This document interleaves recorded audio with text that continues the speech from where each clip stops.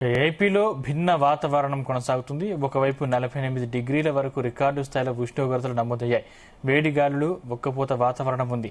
మరోవైపు వర్షాలు కూడా పడుతున్నాయి.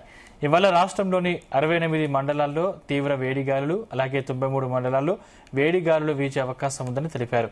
అదే సమయంలో ఆకస్మిక వర్షాలు కురిసే అవకాశం ఉందని వాతావరణ శాఖ హెచ్చరించింది. ఈ మేరకు 6 జిల్లాలకు రెడ్ అలర్ట్, 6 జిల్లాలకు ఆరెంజ్ అలర్ట్ జారీ చేశారు. మంగళవారం రాత్రి శ్రీకాకుళం, పార్వతీపురం మన్యం, విజయనగరం, విశాఖపట్నం, చిత్తూరు, తిరుపతి జిల్లాల్లో అక్కడక్కడ పిడుగులతో కూడిన మోస్తరు నుంచి భారీ వర్షాలు పడ్డాయి. వర్షంతో పాటుగా గంటకు 50 నుంచి 60 కిలోమీటర్ల వేగంతో బలమైన ఈదురుగాలులు వీచాయి. ప్రజలందరూ అప్రమత్తంగా ఉండాలని ఏపీ విపత్తుల నిర్వహణ సంస్థ తెలిపింది. వర్షం పడే సమయంలో ఎట్టి పరిస్థితుల్లోనూ చెట్ల క్రింద, హోర్డింగ్స్ దగ్గర, విద్యుత్ స్తంభాల వద్ద నిలబడొద్దని సూచించారు. ఏపీలో విభిన్నమైన వాతావరణం కనిపిస్తుంది.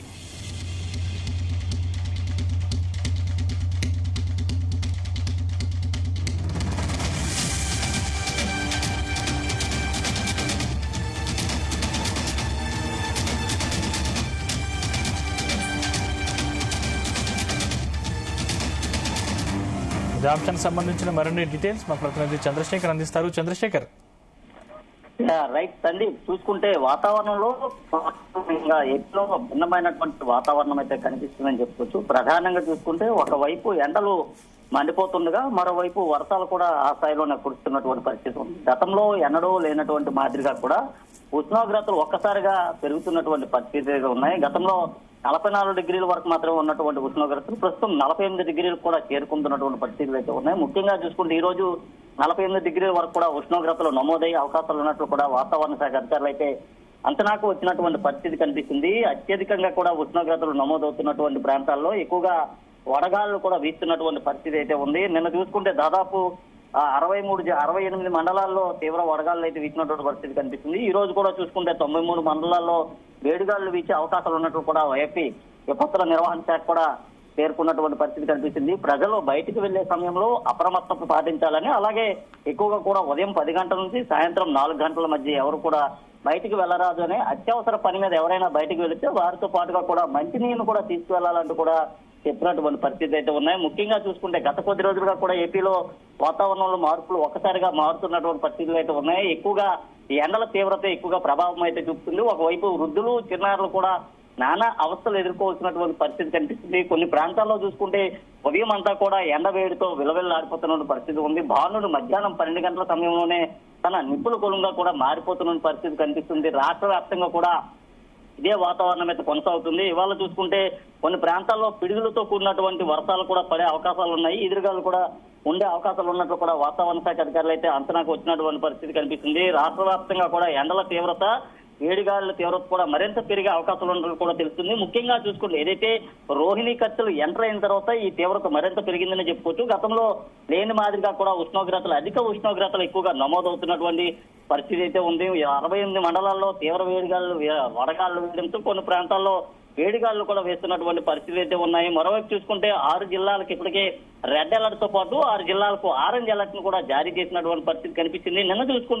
నిన్న ఏపీలో ఉన్నటువంటి పలు ప్రాంతాల్లో ఏదైతే ఎండలు కూడా చాలా గట్టిగానే వచ్చినటువంటి పరిస్థితి కనిపిస్తుంది. అలాగే సాయంత్రం అయ్యేసరికి ఒక్కసారిగా కూడా ఉపశమనం కలిగించే విధంగా గంటకి 70 నుంచి 50 నుంచి 60 కిలోమీటర్ల వేగంతో కూడా ఎదురుగాలు వీచినటువంటి పరిస్థితి కనిపించింది. ముఖ్యంగా చూసుకుంటే ఉమ్మడి విశాఖ జిల్లాతో పాటు ఉత్తరాంధ్రలో కూడా భారీ స్థాయిలో వర్షాలు కూడా కురిసినటువంటి పరిస్థితి కనిపిస్తుంది. ముఖ్యంగా విశాఖ, అనకాపల్లితో పాటు విజయనగరం, పార్వతీపురం, మన్యం జిల్లాలో కూడా అతి భారీ వర్షాలు అయితే కురిసే అవకాశాలు ఉన్నాయి. ముఖ్యంగా చూసుకుంటే కొన్ని ప్రాంతాలు చూసుకుంటే విజయనగరంలో నిన్న సాయంత్రం వీచినటువంటి ఈదురుగాళ్ల కారణంగా కూడా అక్కడ ఉన్నటువంటి చెట్లన్నీ కూడా పూర్తిగా నేల కొరగడంతో పాటు విద్యుత్ పూర్తిగా స్తంభించిపోయినటువంటి పరిస్థితి కనిపించింది. కొన్ని ప్రాంతాల్లో చూసుకుంటే తీవ్రమైనటువంటి వడగాళ్లతో పాటు సాయంత్రం కురిసినటువంటి భారీ వర్షాలకి కొంత ఉపశమనం కలిగినప్పటికీ అక్కడ విద్యుత్ అసౌకర్యం కారణంగా కూడా పూర్తిగా ఒక్కపోతలకే గురయ్యారని చెప్పుకోవచ్చు. ముఖ్యంగా పనుల మీద బయటికి వెళ్లాల్సి వచ్చిన ఎవరైనా సరే బయటికి వెళ్లాలంటే భయపడిపోవాల్సినటువంటి పరిస్థితులు ఉన్నాయి. మరోవైపు చూసుకుంటే ఇప్పటికే దీనిపైన ఎల్నినో ప్రభావం ఎక్కువగా చూపేటటువంటి పరిస్థితి అయితే ఉంది. మంగళవారం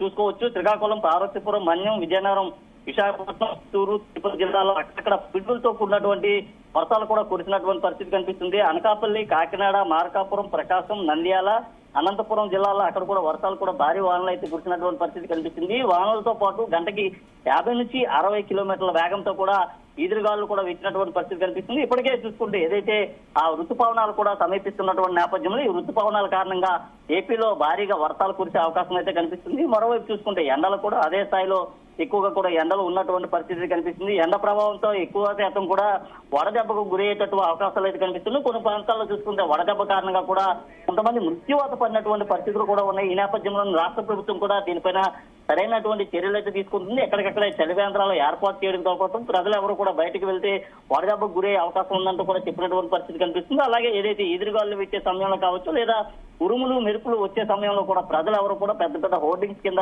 ఉండరాదు. అలాగే ఎవరైనా సరే వర్షం సమయంలో సరైనటువంటి షెల్టర్ను కూడా తీసుకోవాలంటూ కూడా చెప్పినటువంటి పరిస్థితి కనిపిస్తుంది. ఈ రోజు చూసుకుంటే విశాఖలో ఉదయం నుంచి కూడా ఈ ఎండ వేడిమికి ప్రజలు ఎవరు ఇళ్లలోంచి బయటకు రాలేనటువంటి పరిస్థితి కనిపిస్తుంది. ఉదయం 10 దాటిన తర్వాత రహదారులన్నీ కూడా పూర్తిగా నిర్మానుష్యంగా మారిపోతున్నటువంటి పరిస్థితి కనిపిస్తుంది. ఆంధ్రప్రదేశ్ లో ఎండ తీవ్రత కారణంగా ప్రజలు నానా అవస్థలు ఎదుర్కొంటున్నారు. ముఖ్యంగా చూసుకుంటే ఎండ వేడితో పాటు మరోవైపు ఉక్కపోతలు, ఈ ఉక్కపోతలతో కూడా ప్రజలు సతమతం అవుతున్నటువంటి పరిస్థితి అయితే ఉన్నాయి. ఉరుములు మెరుపులతో కురిసినటువంటి వర్షాలు కాస్త ఉపశమనం కలిగించినప్పటికీ నెక్స్ట్ డే రెండో రోజు మాత్రం ఎండలు అధికంగా కూడా ఉన్నటువంటి నేపథ్యంలో ప్రజలంతా నానా అవస్థలు ఎదుర్కోవడం, నానా ఇబ్బందులు పడడం కూడా జరుగుతున్నటువంటి పరిస్థితి కనిపిస్తుంది. మరోవైపు చూసుకుంటే ఏదైతే భారీ వర్షాలు ఈదురుగాలుల కారణంగా చెట్లు పూర్తిగా కుంగిపోవడంతో విద్యుత్ సౌకర్యంతో పాటు త్రాగునీటి సౌకర్యాన్ని కూడా అసౌకర్యం కూడా కలిగినటువంటి పరిస్థితి కనిపిస్తుంది. ప్రధానంగా చూసుకుంటే విజయనగరం జిల్లాలో నిన్న కురిసినటువంటి ఏదైతే వర్షం ఉందో వర్షంతో పాటు ఈదురుగాలుల కారణంగా కూడా అక్కడ ఉన్నటువంటి చెట్లన్నీ పూర్తిగా నేల కొరగడంతో పాటు రహదారులన్నీ కూడా స్తంభించినటువంటి పరిస్థితి కనిపిస్తుంది. ఈ రోజు చూసుకుంటే ఆ ప్రాంతంలో పూర్తిగా కూడా త్రాగునీటి సౌకర్యానికి పూర్తిగా అసౌకర్యమే వచ్చిందని చెప్పుకోవచ్చు. ఈ నేపథ్యంలో ఇప్పటికే అధికారులు కూడా ముందస్తుగానే త్రాగునీటికి సంబంధించినటువంటి అన్ని ఏర్పాట్లు అయితే చేయడమే జరిగింది. ప్రజలు ఇళ్లలోంచి బయటకు రాకూడదు, ఎక్కువ ఎండలు మరిన్ని నమోదయ్యేటటువంటి పరిస్థితి కనిపిస్తుంది. రానున్న మరికొద్ది రోజులు మాత్రం దీని ప్రభావం ఉండేటటువంటి పరిస్థితి ఉంది. జూన్ 2వ తేదీ తర్వాత ఎండల తీవ్రత తగ్గడంతో పాటు వర్షాలు కూడా కురిసే అవకాశం ఉన్నటువంటి నేపథ్యంలో ఇప్పటికే అధికారులు అయితే అన్ని రకాల చర్యలు కూడా చేపట్టడం పరిస్థితి కనిపిస్తుంది. ముఖ్యంగా చూసుకుంటే ఏదైతే విపత్తుల నిర్వహణ శాఖ కూడా ఎక్కడికక్కడ చర్యలు తీసుకోవడంతో పాటు ఎక్కువగా ఎండ ప్రభావిత ప్రాంతాలు ఏవైతే ఉన్నాయో దాన్ని ముందస్తుగానే గుర్తించడం అనేది జరిగింది. ఆ ప్రాంతాల్లో పూర్తిగా కర్ఫ్యూ విధించేటటువంటి అవకాశాలు కూడా కనిపిస్తున్నాయి. ముఖ్యంగా పార్వతీపురం మన్యం జిల్లాలో వర్షం కురవడంతో పాటు విజయనగరం శ్రీకాకుళం జిల్లాలో ఎండలు ఎక్కువగా ఉండేటటువంటి అవకాశం ఉంది. అలాగే ఇటు విశాఖపట్నంతో పాటు కాకినాడ ప్రాంతంలో కూడా రికార్డు స్థాయిలో ఎండలు నమోదయ్యేటటువంటి అవకాశం అయితే కనిపిస్తుంది. గతంలో ఎన్నడూ లేని మాదిరిగా కూడా ఎక్కువగా ఉష్ణోగ్రతలు అయితే పెరిగిన కనిపిస్తుంది. ద్వారా భూతాపం పెరగడంతో పాటు మరోవైపు ఉక్కపోతలు కూడా ఎక్కువగా ఉండేటటువంటి అవకాశం ఉంది. ఈ నేపథ్యంలోనే